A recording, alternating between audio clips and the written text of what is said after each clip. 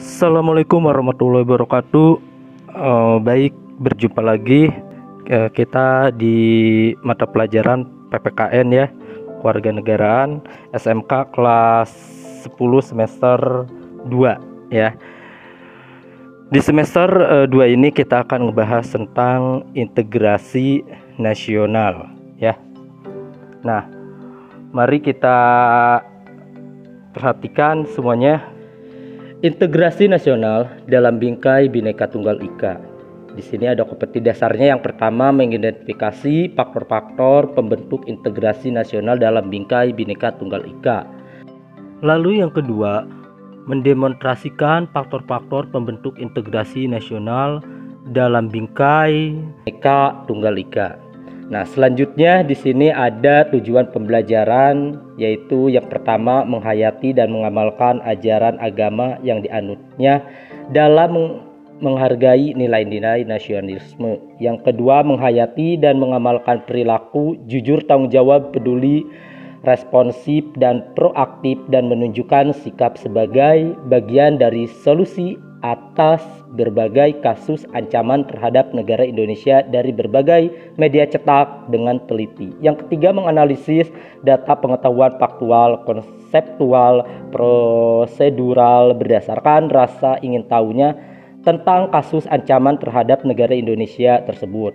Yang terakhir, mengolah, menalar, dan menyaji dalam ranah konkret dan ranah abstrak terkait dengan kasus ancaman terhadap negara Indonesia dalam bentuk lisan, tulisan, gambar, atau media lainnya.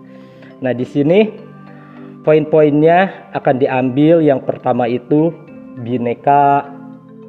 kebinekaan bangsa Indonesia, yang kedua makna Bhinneka Tunggal Ika, yang ketiga implementasi nilai-nilai Bhinneka Tunggal Ika. Nah, lihat kalian ya semua, di sini ada gambar, di sini ada seni tari, ada rumah adat, ada seni seni musik seperti tari jaipong.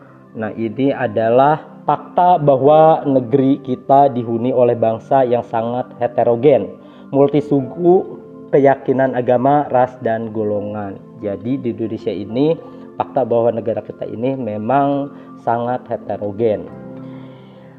Lalu kemajemukan bangsa, maksudnya tantangan sekaligus ancaman terdiri dalam mewujudkan persatuan. Jadi beda-beda tapi kita tetap satu. Masalah integrasi nasional Indonesia sampai saat ini juga belum tuntas, banyak sekali ya. Lalu kenyataannya kita bisa menyaksikan konflik di antara sesama warga bangsa tidak dapat dihilangkan sama sekali. Tak tahu itu konflik apa ya. Lalu pembinaan integrasi nasional harus terus dilakukan. Nah, jadi Bhinneka Tunggal Ika itu maksudnya bangsa yang sangat heterogen, yang dimana multisuku, agama, dan rasa itu berbeda-beda. Akan tetapi kita walaupun berbeda-beda, di Bhinneka Tunggal itu diajarkan kita itu tetap bersatu.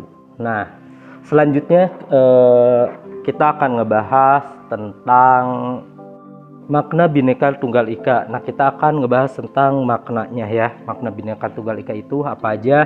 Nah, di sini ada maknanya, makna Bhinneka Tunggal Ika. Yang pertama itu ada pluralitas masyarakat Indonesia ya, yang pertama situ. Yang kedua ada maknanya, makna Bhinneka Tunggal Ika, di mana pluralitas masyarakat Indonesia itu semboyannya adalah Bhinneka Tunggal Ika yang beraneka ragam ya. Yang tadi saya sudah jelaskan, kita berbeda-beda tapi tetap satu. Bangsanya itu majemuk yang multikultural ya. Nah, yang kedua itu makna Bhinneka Tunggal Ika, di mana semboyan Bhinneka Tunggal Ika ini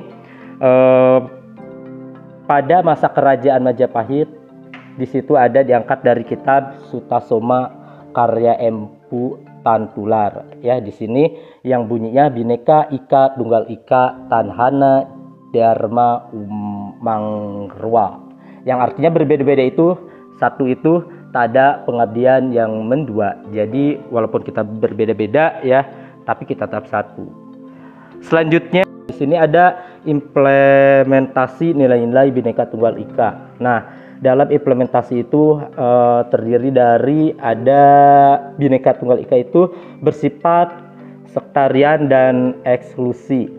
Lalu di sini juga implementasinya kita bersifat formalitas ya. Formalitas adil menunjukkan perilaku yang baik. Lalu berikutnya kita ini bersifat konvergen tidak divergen, yaitu maksudnya tidak berbeda-beda. Keanekaragaman itu kita itu di Indonesia beraneka ragam tapi kita tetap satu. Terus kita bersifat majemuk, bangsa yang multikultural. Nah, itulah ya prinsip-prinsip Bhinneka Tunggal Ika, poin-poinnya.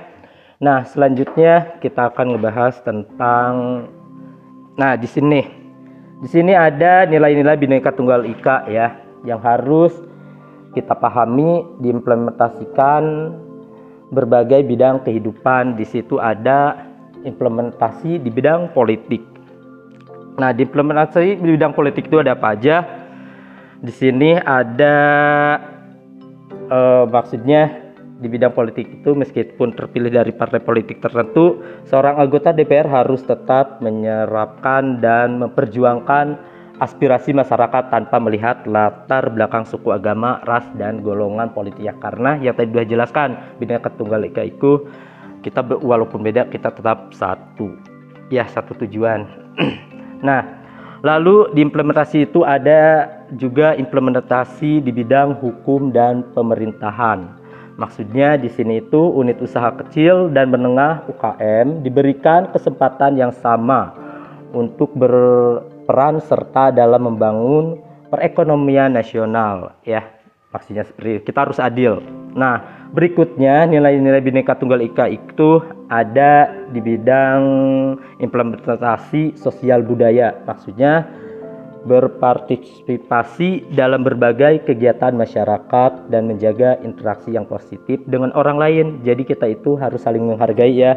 Kita harus melakukan hal-hal positif, tidak boleh saling mencemooh ya. Karena itu hal yang memang tidak boleh. Nah, di sini perbedaan antar orang atau kelompok lainnya kita tetap harus jaga kesopanan. Lalu selanjutnya di situ ada implementasi di bidang sosial itu, selanjutnya ada implementasi di bidang pertahanan dan keamanan. Maksudnya di sini setiap kewarganegaraan diberikan kesempatan, kewajiban dan hak yang sama untuk berperan serta dalam upaya membela dan mempertahankan kedaulatan negara. Maksud di sini itu kita sebagai warga diberikan kesempatan untuk melindungi diri dari keamanan ya. Nah, kedaulatan negara itu harus difokuskan. Dan ada juga pentingnya membangun integrasi nasional di sini ya. Apa aja? Di situ ada yang pertama pengertian dan dimensi integrasi nasional, dan yang kedua faktor pendorongnya. Lalu yang ketiga pentingnya integrasi nasional, yang terakhir potensi konflik dalam masyarakat Indonesia. Nah, langsung di sini ada pengertian dan dimensi integrasi nasional. Pengertian integrasi nasional itu ada beberapa para ahli. Di sini ada Saprudin Bahar, Trijanur Arfani, Ramlan Surbakti. Nah, kita lanjut ke faktor-faktor pendorong integrasi nasional sebagai berikut ya. Nah, di sini ada faktor sejarah yang menimbulkan rasa senasib dan seperjuangan. Di sini faktornya ya. Lalu di sini ada keinginan untuk bersatu. Jadi kita walaupun berbeda agama, berbeda ras dan suku, kita memang ingin untuk bersatu ya. Kita itu hidup tidak per individu tapi dia membutuhkan kelompok, yaitu kawan. Nah, yang ketiga ini rasa cinta tanah air di kalangan bangsa Indonesia, sebagai mana dibuktikan perjuangan merebut kemerdekaan dan mengisi kedaulatan ya. Nah, langsung kita yang keempat itu rasa cinta tanah air di kalangan bangsa Indonesia. Nah, kita harus cinta tanah air ya, karena kita sebagai warga Indonesia. Yang berikutnya di situ ada rasa cinta tanah air yang dibuktikan merebut penegakan dan mengisi kemerdekaan. Lalu kesepakatan atau konsensus nasional dalam perwujudan proklamasi kemerdekaan yang dibangun Pancasila 1945. Oke, baik, itu faktor-faktor pendorong integrasi nasional ya. Poinnya ada 6. Lalu kita selanjutnya kita ke pembahasan yang ini. Nah, pembahasan faktor penghambat integrasi nasional. Di situ yang pertama apa aja ya? Maksudnya yang pertama di situ ada masyarakat Indonesia yang beraneka ragam dalam kesuku bangsaan dengan masing-masing kebudayaan daerahnya seperti agama, ras, dan sebagainya. Yang kedua, wilayah negara yang begitu luas, terdiri atas ribuan kepulauan yang dikelilingi oleh lautan luas. Dan yang ketiga, besarnya kemungkinan ancaman, tantangan, hambatan.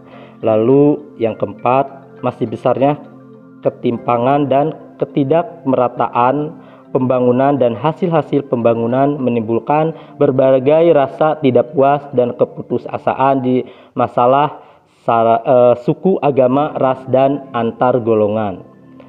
Lalu yang terakhir di sini faktor-faktor penghambat integrasi nasional itu yang terakhir adanya paham di antara adanya perbedaan paham di antara beberapa suku bangsa yang menonjolkan kelebihan-kelebihan budayanya dan menganggap rendah budaya suku bangsa lain. Nah, itulah faktor-faktor penghambat integrasi nasional. Di situ ada 5 poin. Yang berikutnya kita akan ngebahas pentingnya integrasi nasional. Nah, yang di berikutnya itu ada yang pembahasan pentingnya integrasi nasional, yang mana di situ ada beberapa poin ya. Nah, ini dia pentingnya integrasi nasional. Kenapa sih ya integrasi nasional itu sangat penting? Itu semua tidak terlepas dari yang pertama, integrasi masyarakat merupakan kondisi yang diperlukan bagi negara dalam menyelenggarakan pembangunan. Lalu yang kedua, kegagalan dalam mewujudkan integrasi nasional berarti kegagalan untuk membangun kejayaan nasional, bahkan dapat mengancam keberadaan suatu bangsa dan negara. Dan yang terakhir adalah yang ketiga, salah satu masalah utama dari krisis besar bangsa kita adalah ancaman. Nah, lalu yang berikutnya kompetisi konflik dalam masyarakat Indonesia yang sudah tadi saya jelaskan di yang terakhir ya. Nah, itulah pembahasan tentang integrasi nasional di semester 2 pembahasan yang pertama. Itu aja yang bisa saya kasih materinya.